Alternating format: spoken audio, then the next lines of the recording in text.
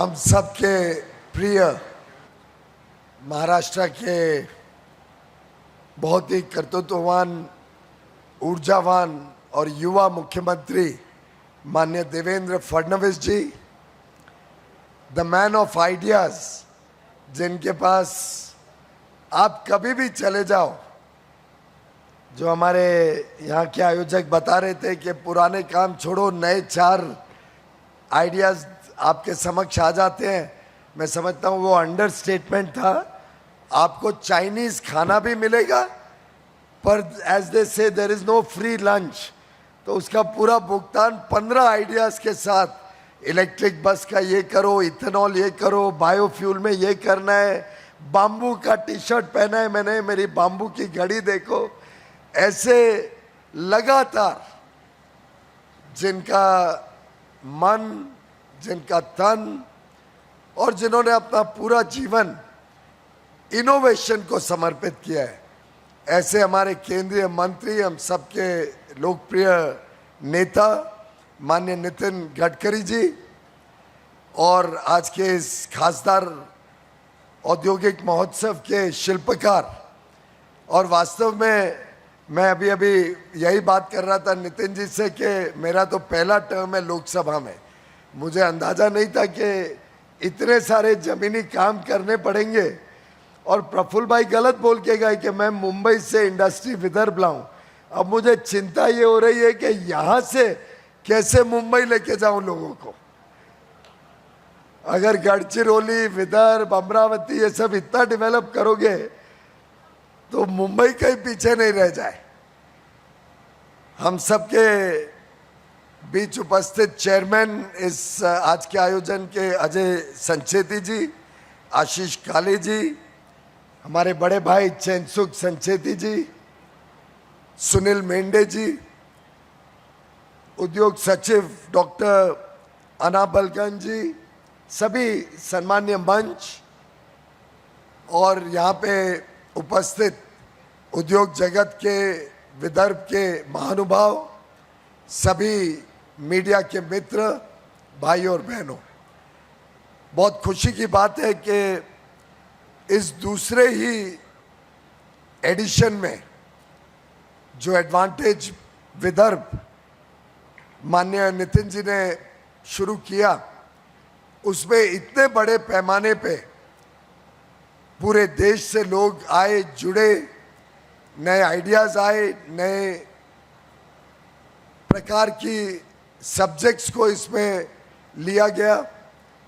और मैं तो जो पूरा स्केल देख रहा था, मैंने वैसे कल्पना नहीं करी थी कि एक क्षेत्र का इतना बड़ा औद्योगिक एग्जीबिशन कम कॉन्फ्रेंस कम प्रोग्राम हो सकता है।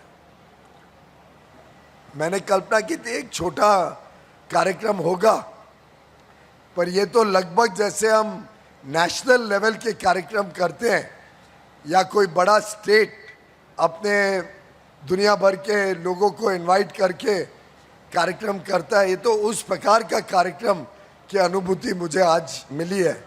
मैं बहुत बहुत बधाई देना चाहूँगा सभी आयोजकों को, माननीय नितिन जी को, देवेंद्र जी को और सभी यहाँ पे उपस्थित मित्र, जिन्होंने दिन रात मेहनत करके इस खासदार औद्योगिक महोत्सव को आज सफलतापूर्वक संपन्न किया है। और मैं समझता हूँ कि एक प्रकार से विदर्भ का सही पोटेंशियल देश के सामने आने लगा है।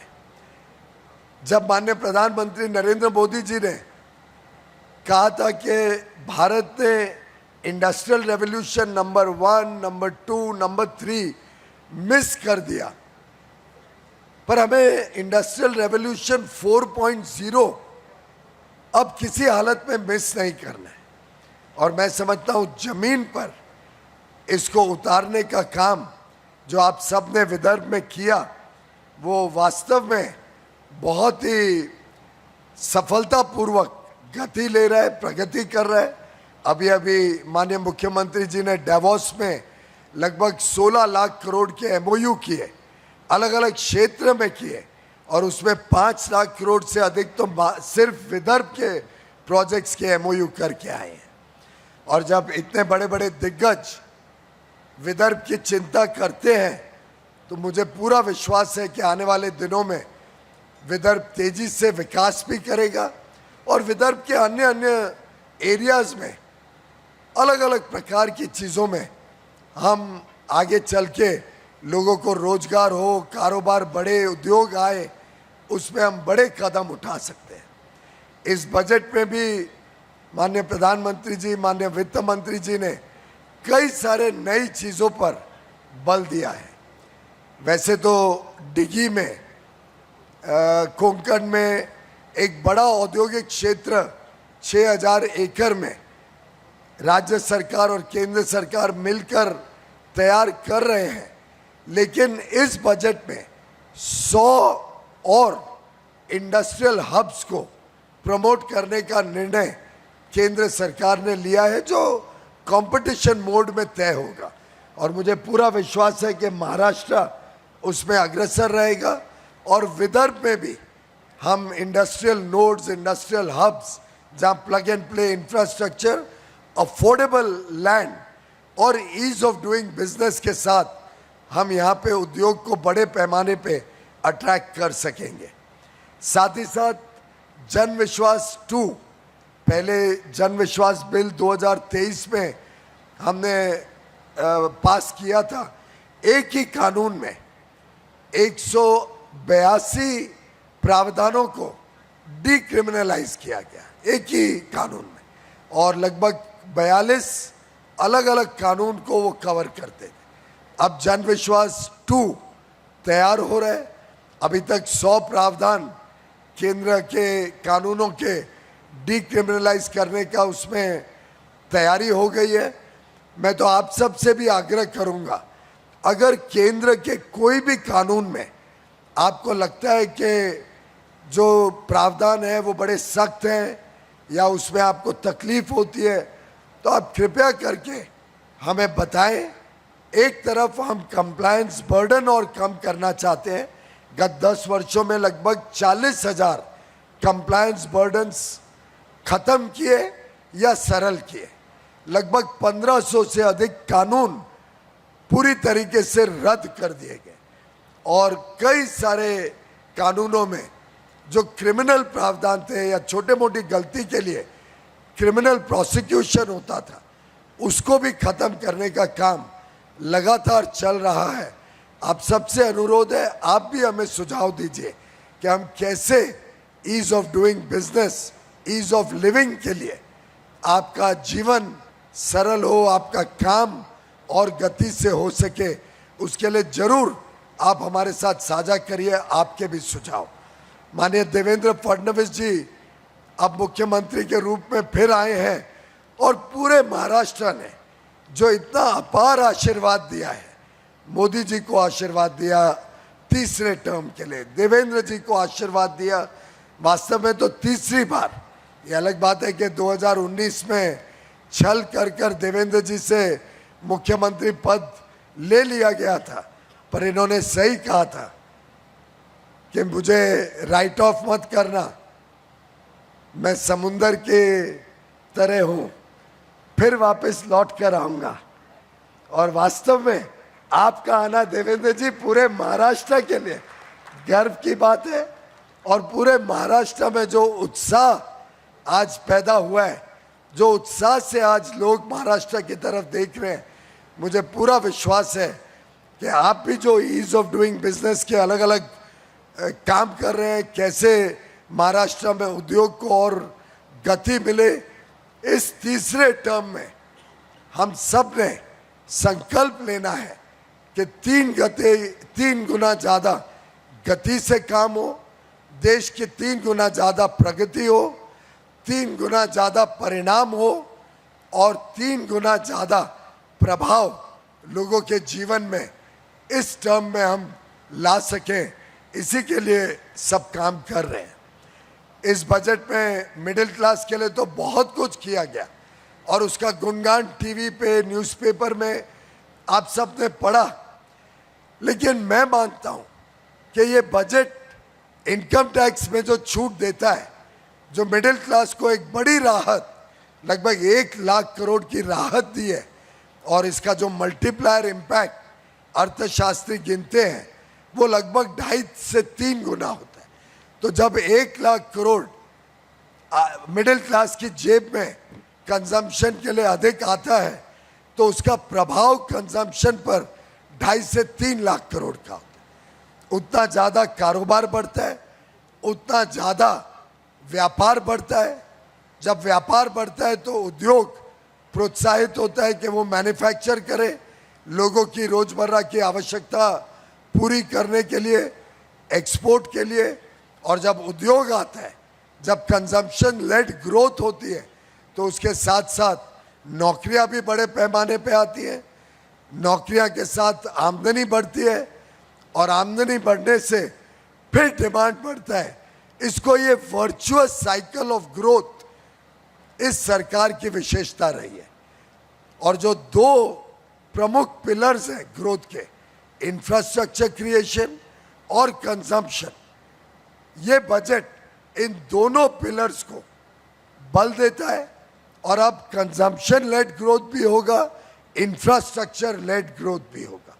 जो माननीय गडकरी जी इतने बड़े पैमाने पे रोडवेज, हाईवेज का नेटवर्क बना रहे हैं, जो रेलवेज में वृद्धि हो रही है, जो नए एयरपोर्ट्स बन रहे हैं, कनेक्टिविटी सुधर रही है, जो इनलैंड वाटरवेज और पोर्ट्स में बड़े पैमाने पे काम हो रहा है, इन सबको अगर देखें, जो 11,20,000 करोड़ इस वर्ष इंफ्रास्ट्रक्चर पे खर्च होगा, उसके अलावा राज्य सरकारों को 1.5 लाख करोड़ रुपए 50 साल का इंटरेस्ट फ्री लोन के माध्यम से, और 50 साल का इंटरेस्ट फ्री लोन देवेंद्र जी ग्रांट ही होता है, जब तक आप वापस देते हो तो उसका 1-2% ही वैल्यू रह जाती है नेट प्रेजेंट वैल्यू पे। तो ये सब लास्ट माइल कनेक्टिविटी में राज्य सरकारें खर्चा करें, केंद्र सरकार बड़े पैमाने पे इंफ्रास्ट्रक्चर जब खर्चती है तो उससे भी एक तो लोगों को नौकरियां मिलती हैं इंफ्रास्ट्रक्चर क्रिएशन में, साथ ही साथ व्यापार और कारोबार बढ़ता है, उससे उद्योग के लिए डिमांड आती है और नौकरियां मिलती है। ये दूसरा एलिमेंट है, दूसरा प्रभाव जो वर्चुअस साइकिल ऑफ ग्रोथ को आगे बढ़ाते हैं। और जब दोनों पहिए से डबल इंजन की सरकार, केंद्र और राज्य की सरकार डबल इंजन की गति से ग्रोथ करती है, consumption led growth and infrastructure led growth, तो मैं समझता हूं जो आज हम दुनिया की सबसे तेज गति से आगे बढ़ने वाली अर्थव्यवस्था है, fastest growing economy of the world, 5th largest, expected to become the 3rd largest in the next 2 years, 2027 तक भारत विश्व की तीसरी सबसे बड़ी अर्थव्यवस्था बन जाएगा, जिसमें महाराष्ट्र को अगले 3-4 साल में अब $1 ट्रिलियन की इकोनॉमी तक जाना है, $1 ट्रिलियन इकोनॉमी। पर नरेंद्र मोदी, नितिन गडकरी, देवेंद्र फडणवीस जब इस प्रकार का हमारे पास नेतृत्व हो तो मैं समझता हूं कोई भी काम नामुमकिन नहीं है। अवश्य महाराष्ट्र तेजी से आगे बढ़ेगा और उसमें जो आज विदर्भ का कंट्रीब्यूशन है वो वास्तव में अद्भुत है।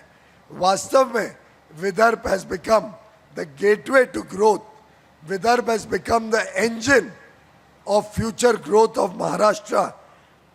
उसमें टूरिज्म भी है, उसमें इंडस्ट्री भी है, उसमें सर्विस सेक्टर भी है। अभी अभी स्किल यूनिवर्सिटी का हमने चर्चा की। उल्टे नितिन जी आपको ध्यान होगा, आपने मिस करा, अभी अभी 2 दिन पहले प्रधानमंत्री मोदी जी स्किल के ऊपर और स्किल डेवलपमेंट को कैसे और प्राथमिकता मिल सकती है, कैसे इसमें और हम काम कर सकते हैं, इस पर चर्चा कर रहे थे। और लगभग सबका सामूहिक एक विचार थी कि हमने अब देश में कोई व्यक्ति को बिना स्किल के नहीं रखते हैं। कौशल विकास इस देश की प्राथमिकता बने। कैसे हम हर एक युवा युवती को और अच्छा काम करने के लिए तैयार करें, एम्प्लॉयबिलिटी हमारे युवा युवती को कैसे बढ़ाएं, और उसके लिए स्टार्टअप्स को बल देना, उसके लिए अनुसंधान को बल देना।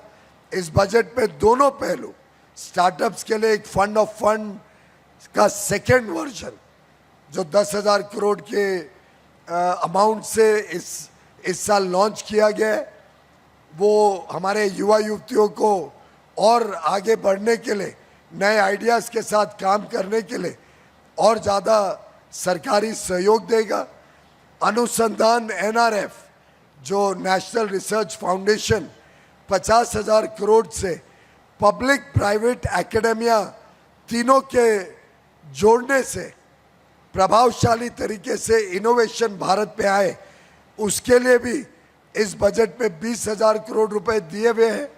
तो मैं समझता हूँ सरकार केंद्र की हो या राज्य की हो, दोनों बड़े पैमाने पे देश में और महाराष्ट्र में उद्योग को, रिसर्च को बल देने का काम कर रही है। मुझे पूरा विश्वास है कि हमारा बड़ा उद्योग हो या MSME हो, हमारा एक्सपोर्ट ओरिएंटेड उद्योग हो या डोमेस्टिक कंजम्पशन को पूरा करने वाला कामकाज हो, हमारे नई इनोवेशन और नई सोच, नए माइंडसेट के साथ काम करने वाले रिसर्चर्स हो, IITs और IIMs हो, या हमारे किसान बंधु हों जिनके लिए इस बजट में भी चाहे कॉटन प्रोडक्टिविटी सुधार करना है, पल्सेस का मिशन हो, मखाना बोर्ड हो, टर्मरिक बोर्ड हो जो विदर्भ में जरूर अपना प्रभाव कर पाएगा, यहाँ पे हल्दी बड़े पैमाने पे उगती है, अन्य तरीके से दोनों सरकारें आपकी सेवा के लिए तत्पर है। और मुझे पूरा विश्वास है कि विदर्भ के दोनों सपूत नितिन गडकरी और देवेंद्र फडणवीस के नेतृत्व में अब बड़े पैमाने पे विदर्भ का विकास होगा। विकसित विदर्भ विकसित महाराष्ट्र का एक अभिन्न अंग होगा, और जब तक महाराष्ट्र विकसित नहीं होता तब तक देश विकसित नहीं हो सकते। आइए हम सब मिलके विकसित विदर्भ और विकसित महाराष्ट्र की इस गाथा को और गति दें, और तेज गति से समावेशी विकास सबको साथ लेकर आगे बढ़े विदर्भ, आगे बढ़े महाराष्ट्र।